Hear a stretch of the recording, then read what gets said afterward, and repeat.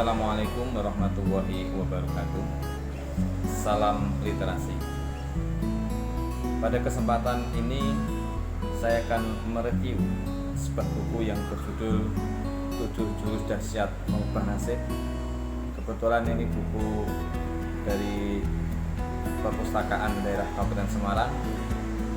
Saya memilih ini karena banyak sekali manfaatnya bagi saya dan kebetulan juga bisa dimanfaatkan oleh semuanya.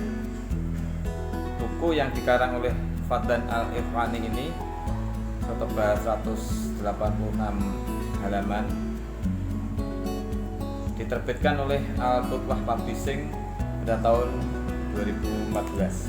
Buku ini terdiri dari 7 bab, ataupun kalau disebut di judulnya tadi adalah 7 jurus.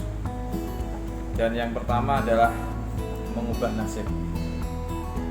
Dari bab ini ada beberapa subbab lagi, yaitu yang pertama mengubah mindset. Artinya bahwa nasib bisa berubah dengan merubah mindset kita. Di situ juga dikisahkan beberapa tokoh seperti A'agim, kemudian Khairul Tanjung, si pemilik Bank Mega dan sebagainya. Kemudian juga subbab yang kedua, meninggalkan zona nyaman. Kadang kita merasa nyaman sehingga enggan untuk kita tinggalkan. Namun ketika kita akan merubah nasib kita, maka kita harus bisa untuk meninggalkan zona nyaman.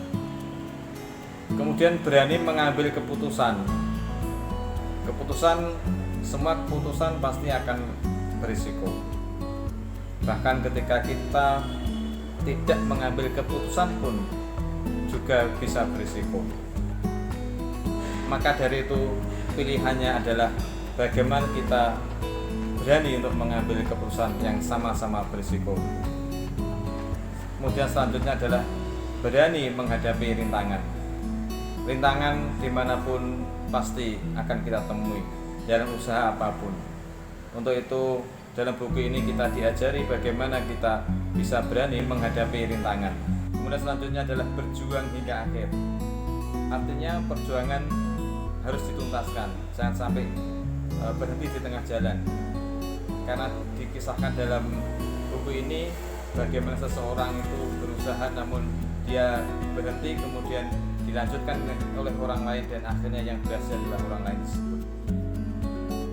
Dan bab atau jurus kedua adalah melawan kebodohan. Di situ ada beberapa subbab. Yang pertama, memberantas penyakit sekolahisme. Terkadang kita merasa minder ataupun tidak berdaya ketika kita kalah dalam kepandaian. Namun di sini bahwa sekolah tidak menjamin orang itu bernasib baik dan sebagainya. Untuk itu janganlah hanya terpancang pada sekolahannya ataupun di mana sekolahnya, karena belajar itu tidak harus di sekolahan, bisa dengan berbagai pengalaman. Kemudian menghancurkan stigma, menghancurkan kebiasaan-kebiasaan buruk yang ada pada kita untuk merubah menjadi kebiasaan-kebiasaan yang baik dan agar kita bisa sukses. Kemudian juga bijak menyikapi takdir. Takdir ada dua hal, ada takdir yang tidak bisa dirubah, misalnya jenis kelamin dan sebagainya, ataupun ada beberapa takdir yang bisa dirubah, misalnya kebodohan, kemiskinan. Nah itu jangan sampai kita hanya menyerah ketika ada takdir yang bisa kita rubah, ya kita harus merubahnya seperti dalam buku ini. Kemudian mengasah talenta. Kita harus bisa menilai diri sendiri ataupun mengunggah talenta kita ataupun bakat kita seperti apa, sehingga dengan talenta kita bisa merubah nasib kita. Kemudian melipat gandakan ketekunan. Melipat gandakan ketekunan ini artinya kita tidak boleh berputus asa di tengah jalan seperti yang tadi.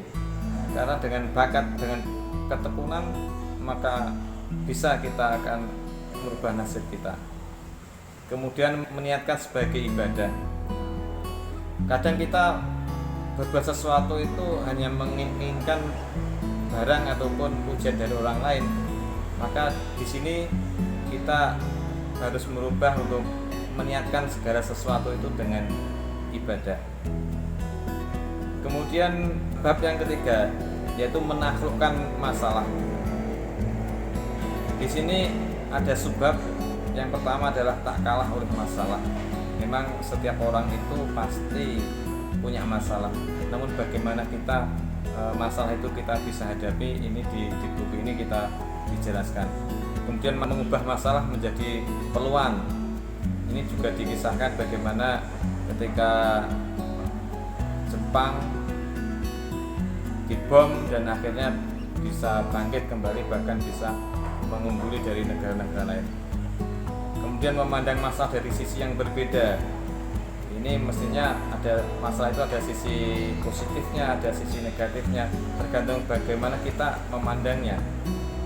Kalau kita memandang hanya dari sisi negatif mungkin bisa menjadi penghambat, namun ketika kita bisa memandang dari sisi positifnya maka bisa menjadi hal yang berbeda dan bisa merubah nasib kita. Kemudian mengambil hikmah di balik masalah. Mungkin beberapa permasalahan itu kalau kita bisa bersabar, bisa mengambil hikmahnya, maka kita bisa lebih bisa mengatasi masalah itu dan bisa mengubah nasib kita. Kemudian bab yang keempat adalah menyemai cinta. Sebab ini ada pertama, cinta membuahkan ketekunan.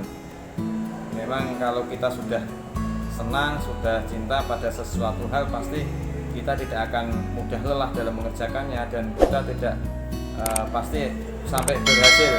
Sampai kalau tidak berhasil kita akan merasa sedih. Maka ketika cinta itu pasti membuahkan ketekunan. Kemudian cinta meretas kesulitan. Kalau sudah didasarkan rasa cinta itu segalanya bisa jadi mudah, karena cinta itu bisa menghasilkan energi, semangat dan sebagainya. Kemudian cinta juga mengalahkan rasa sakit. Nah, ketika kita dulu jatuh cinta, ketika ditungguin oleh kekasih kita bisa cepatnya mungkin bisa sembuh, mungkin bisa mempercepat kesembuhan kita. Namun di sini adalah beberapa kisah ketika kisah perjuangan yang ditampilkan di buku ini, seperti kisahnya Jenderal Sudirman, bagaimana dia berjuang bergerilya melawan Belanda dalam kondisi yang sakit, paru-parunya tinggal sebelah. Namun karena kecintaannya pada negara, dia tidak merasakan sakit. Kemudian juga cinta menjadi jalan yang sukses. Seperti saya sampaikan tadi, bahwa cinta itu memang menjadikan kita bisa bertambah semangat, bertambah energi, dan bisa menjadi jalannya sukses. Kemudian bab yang kelima adalah mengukuhkan impian. Ini di dalam bab ini ada memanfaatkan kekuatan doa. Memanfaatkan kekuatan doa, memang doa adalah salah satu senjata bagaimana bisa untuk mencapai tujuan kita. Jangan sampai kita meninggalkan doa. Kemudian memiliki keteguhan sikap, menghilangkan keraguan. Nah, ini hampir sama ini, kalau kita mau melangkah sudah ragu, maka kita akan kalah. Kita harus teguh dalam bersikap dan menghilangkan keraguan.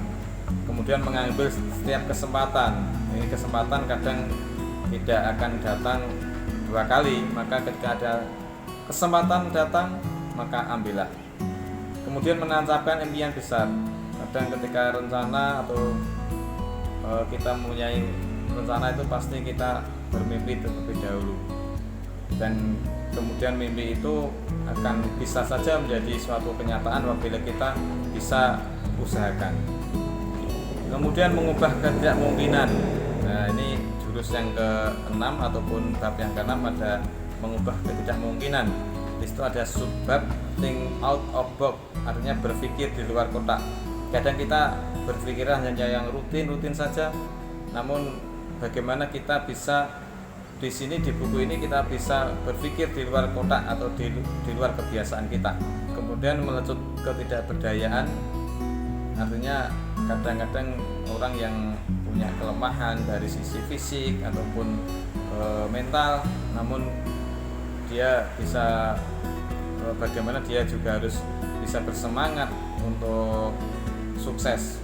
Di sini juga disebutkan bagaimana melakukan keberdayaan, kemudian menancapkan visi yang kuat. Artinya visi ataupun cita-cita itu harus kita tancapkan dengan kuat dan harus sesuai dengan kekuatan kita. Kemudian kapan waktu kita mencapainya itu harus bisa terukur. Kemudian tangguh menghadapi celaan. Ya, ketika kadang kita mendapat celaan dari orang lain, kita harus jangan sampai kita putus asa, jangan sampai kita marah, tapi harus bagaimana bisa menghadapi dengan penuh kedewasaan. Kemudian menempuh cara yang berbeda. Ya, ini mungkin ada beberapa hal cerita atau yang dikisahkan di buku ini bagaimana dia memulai usaha ataupun tampil beda dengan yang lainnya sehingga dia bisa mencapai kesuksesan. Kemudian mendobrak keterbatasan.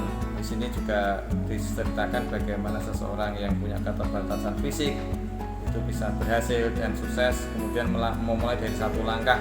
Karena usaha itu kalau tidak akan dimulai dari sekarang atau satu langkah itu tidak akan berhasil. Karena perjalanan panjang, perjalanan 1 mil atau perjalanan berapa kilometer itu pasti dimulai dari satu langkah. Kemudian menyulut inspirasi, ini jurus yang terakhir atau bab yang ke-7, yaitu menyalakan suluh, artinya menyalakan semangat atau mental kita agar semangat kita itu bagaimana bisa untuk mencapai kesuksesan itu pasti ada semangat yang tinggi. Kemudian menjadi pelaku atau bukan penonton. Menjadi pelaku, memang ketika keberhasilan seseorang itu pasti dicapai oleh orang yang melakukan, bukan orang yang menonton saja. Maka untuk itu marilah kita menjadi pelaku, bukan hanya penonton saja. Kemudian mengenali passion atau gairah kerja, itu yang bisa mengenali atau bisa mengetahui dari diri kita sendiri bagaimana passion kita, bagaimana gairah kita ataupun kesenangan kita. Pasti kita sendiri yang akan mengetahui, karena dengan kesenangan itu kita menjadi sukses. Kemudian menangkap setiap pertanda. Ini berdasarkan beberapa pengalaman, memang seseorang itu bisa sukses karena sudah berbagai tempaan, berbagai pengalaman, bagaimana dia bekerja di mana dan sebagainya. Inilah karena pengalaman itu memang guru yang sangat berharga. Itu beberapa isi ataupun buku yang secara singkat tadi sudah saya baca dan sudah saya sampaikan. Dan ini saya pikir sangat bermanfaat bagi kita semua, menjadi suatu motivasi dalam kehidupan kita. Dan buku ini juga dapat dibeli di toko-toko buku ataupun bila di area Kabupaten Semarang dan Ambarawa bisa pinjam di perpustakaan daerah baik di Ungaran ataupun di Ambarawa. Demikianlah yang dapat saya sampaikan dan semoga ada manfaatnya. Salam literasi. Assalamualaikum warahmatullahi wabarakatuh.